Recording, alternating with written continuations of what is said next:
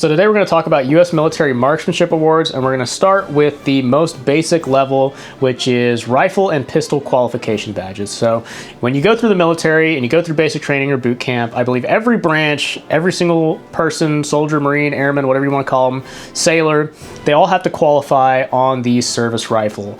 And every branch has their own qualification, and depending on your MOS and whether or not you're an officer or something, you might also be pistol qualified. But the one thing that is uniform between all the branches is that your rifle or pistol qualification is scored out of some type of scoring scheme, and depending on how high you score, you either are unqualified, as in you fail the qualification, you're a marksman, you're a sharpshooter, or you're an expert. So this is the very start of your marksmanship career in the military, qualifying with the service rifle. What does that mean? Well, it means that you are competent with the M16, or I guess in this case now it's probably the M4. You probably have an understanding of the fundamentals. You might not be able to articulate it in a way to teach someone how to shoot, but you can definitely apply it to some degree and at least well enough to pass whatever the qualification is. Now, what does this not mean? Well, just because it says expert on there does not mean that you are literally an expert in the literal sense of the word expert, okay? This means that you qualified, you met a standard with the service rifle to allow you to serve in the military. So it means you're competent. You can engage targets of a decent size as part of a larger element and effectively lay down fires. Okay, got it. If you ever meet someone who is currently serving or maybe is out by now and they're trying to speak authoritatively on some kind of marksmanship or firearms related subject, and the only leg they have to stand on is that they qualified expert in the military, I'm going to say right now that that person probably doesn't know what they're talking about. I'm not saying don't be proud of this, because you have to understand the context in which these are awarded. The curriculum is structured to essentially take someone who has never shot before and make them competent enough to engage man-sized targets out to 500 yards in the case of the Marine Corps, 300 yards in the case of the Army. I don't know about the other branches. So if you're someone like me who didn't really do any shooting, serious shooting before joining the military, earning expert feels pretty good. And if you are proud of it, I'm not saying don't be proud of it. But the mindset here when you attain this is not, well, now time to rest on my laurels. This means I met the standard. And if I remember correctly, about 60 to 70% of the Marine Corps qualify as expert. So if this is the most common badge by far, is this really something that is aspirational? In my opinion, it's the standard. When you qualify expert, the thing you should be thinking about is what's next. Your next goal should be shooting higher than you did last year, setting a range record, or, you know, setting a battalion record or a company record or a regimental record or something like that. It shouldn't just be, well, I qualified expert, that means I'm an expert. I know everything there is to know about shooting a rifle. So we've achieved rifle expert. What's the next step in the hierarchy of U.S. Military Marksmanship Awards? Well, I would say it'd probably be a lot of the service-specific awards. Now, the Marine Corps has a ton of them. The Army, I know they have like the Inter Service Badge, the Mexican General Badge, as it's called, because it's massive. I'm not going to cover all of those right now because, seriously, the Marine Corps alone has like 15 of them. And if I were to go through every single one of them, this video would be 40 minutes long. If you are interested in the service-specific badges, I'm sure you can consult whatever respective order covers that, or you can look it up online. So the next set of marksmanship awards that apply across the branches and is recognized by all the branches are going to be the Excellence in Competition Badges, also known as the Distinguished Badge Program. So I'll go ahead and show those right now. So the Distinguished Badge Program started all the way back in the 1880s and 1890s, and these were essentially the first award for marksmanship I think ever. I think these actually predate the qualification badges, funnily enough. And the way you earn these from branch to branch might vary, but essentially the old school method of earning it, or the way of earning it as a civilian, because since I think like 1905, civilians have also been authorized to earn these badges, is to shoot in either service rifle or service pistol matches. Service rifle is also known as high power rifle. It's essentially just 3-position small bore that is standing, kneeling, sitting, and prone with a rifle, unsupported, except you're doing it with an AR-15 rather than with a .22 long rifle and shoots or something like that. For service pistol, it's also known as bullseye pistol, and in that you're going to be shooting an iron-sighted service pistol like a Beretta or a 1911 at 25 and 50 yards, slow and rapid fire. Both of these sports, of course, have their origins going back to the oldest shooting sports of trying to hit the center of a bullseye with a bow and arrow or a spear or a javelin or something like that. So it's really the purest form of shooting, the oldest style of shooting competition, and in my opinion, it is basically the classical education of marksmanship training. And if you want to learn how to shoot, you need to shoot the traditional rifle and pistol sports. So in any case, the way the Distinguished Badge program works is that you shoot service rifle or service pistol matches that are specially designated excellence in competition matches. And if you place high enough in the pool of non-distinguished shooters, that is people who have not earned the Distinguished Badge yet, you will earn points towards your Distinguished Badge. Now, I've got a whole video kind of explaining it more in depth. And again, I don't want to go too in detail with it because every branch is going to be different with how they issue points and whether you need to get branch specific points or just national points. There's all sorts of stipulations that I really don't want to cover here, but that's the main general gist of it. So you need to essentially place in the top 10% of non-distinguished shooters multiple times over multiple matches, and eventually you will earn enough points to gain your Distinguished Badge and be awarded this. Along the way though, you also have what are called excellence in competition badges or leg badges, and every service has their own variation of these badges, but the way they're awarded is very similar. Essentially, when you earn your first leg points towards your Distinguished Badge, you start off with a bronze badge. Now this is the civilian one, and again, every service has their own unique variation of how this looks, but essentially you get a bronze badge for your first 6 points, and then you move up to a silver badge at 20 points, and then once you hit 30 points, you get your Distinguished Pistol or Rifle badge, depending on what discipline you shot. And also on the Distinguished Badge, every branch has their own slight variation of this as well. The main dangly part is pretty much the same across all the branches.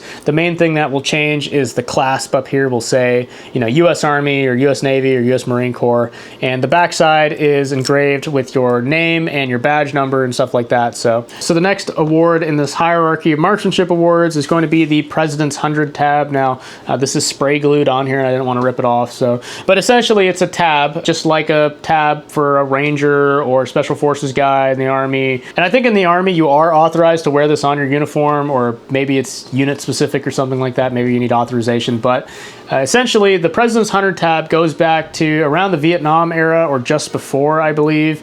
And essentially at the national matches every year in Camp Perry, Ohio, there is one match held for rifle and one match held for pistol, known as the President's 100 match. And essentially the top 100 competitors in that match earn their President's 100 tab.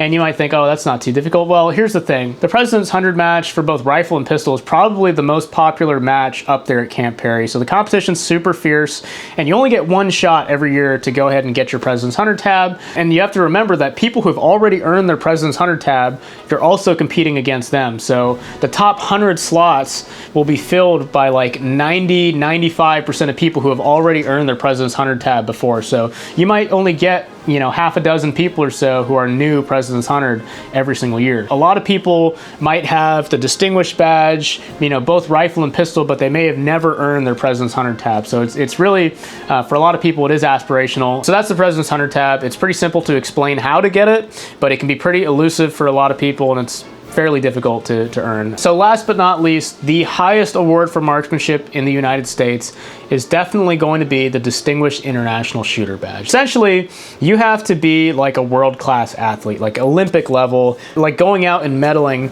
in World Cups, World Championships, regional games like the Pan American Games and stuff like that. The Olympic Games, of course. If you medal in the Olympic Games, you automatically become a Distinguished International Shooter. This is not like, you know, going to a foreign country and just like shooting a match and placing high, right? Because that's technically international, right? This is specifically events like the ISSF World Cup, World Championship, the Olympic Games, the regional games. So that basically means you have to be shooting something like air pistol or rapid fire pistol or air rifle or 3-position small bore, one of these international sports, to be able to actually participate in these international games. You know, if you've made it this far in your shooting journey and you've gone Distinguished and you've gotten your President's 100 tab and, you know, you've gotten your master classification or your high master classification, whatever sport you shoot, you know, the next logical step is to go out and start practicing for these international sports. The difficulty of these international sports to compete to the world-class level, like at the Olympic level, requires a lot of dedication. Like, just as a reference here, I kind of want to break down sort of how the numbers work out for this. Every single person that goes to the military ends up with a rifle qualification badge. So there's millions of veterans out there, hundreds of thousands of service members currently serving right now that have some kind of qualification badge, usually expert, you know, sometimes sharpshooter, sometimes marksman. And then immediately, I would say probably 1% of all of those people have even a bronze leg badge towards their distinguished badge. And then of that, you have maybe 5% of those people actually follow through and earn their distinguished pistol shot badge or distinguished rifle badge. And then of those people that earn their distinguished rifle badge and pistol badge, I mean, how many of them earn the President's 100 tab? Probably, you know, a third, a quarter of that even. And of all those people that have gone through all these different filters in the US marksmanship hierarchy, you know, there's 200 people or 300 people that have the distinguished international badge. So that's literally like a percent of a percent of a percent of the population. It is really impressive. If you ever see someone with a distinguished international badge, you need to go up and talk to them, because you're going to learn something for sure. So this has been kind of a very brief overview of US military marksmanship awards and the hierarchy of them. If you're interested in this sort of stuff, and if you're just starting out, if you've just qualified with a service rifle, or you've just qualified with a service pistol, or maybe if you're not even in the military, the way I'd recommend getting into this is by finding a club near you that does a sport like bullseye pistol or international style pistol or 3-position small bore or service rifle, also known as high power rifle, any of the sports like that, the traditional shooting sports, and start competing, start practicing, and also look through some of my videos. I have a lot of videos talking about pistol sports and getting involved with them, especially bullseye pistol, as well as you can kind of follow my journey in shooting sports as well, and you can kind of get an understanding of how a lot of this stuff works. The main thing is putting in the time and practicing to get better every single day and working towards a goal. I mean, whether that's, if you're a marksman right now on the rifle qual, if that's working towards getting expert rifle, if that's working towards getting your command to sign off and let you shoot an excellence in competition match at Quantico or something like that, or at the Navy Games East, Navy Games West, and earning your first excellence in competition badge, or earning your distinguished pistol shot badge, or earning your distinguished rifle badge, or your President's 100 tab, or any of those things, just always know that once you hit that goal, you need to set a new goal that's higher than the old goal. That's the only way to keep improving. At no point should you think it's time to rest on your laurels and you know everything there is to know about shooting because you shot expert in boot camp or something like that. So now, before I close, I want to give a quick shout out to Fun Shoot News or Fun Shoot Network. They have a really great article on the same subject as this, and in fact, it was an image they posted that was the inspiration for this video in a lot of ways, and is a direct inspiration for the thumbnail of this video. But that channel has a lot of great information comparing, you know, the rifle qualification standards to competition standards and stuff like that, and just how really low the bar is for rifle qualification versus even being like barely competitive in these competitive shooting sports like service rifle and service pistol. So go ahead and check that out. In any case, thank you all for watching. Go ahead and check out some of my other videos on the subject of marksmanship, especially bullseye pistol. I'd love to have you out here shooting bullseye pistol with me. So with that said, thank you for watching. Have a great day.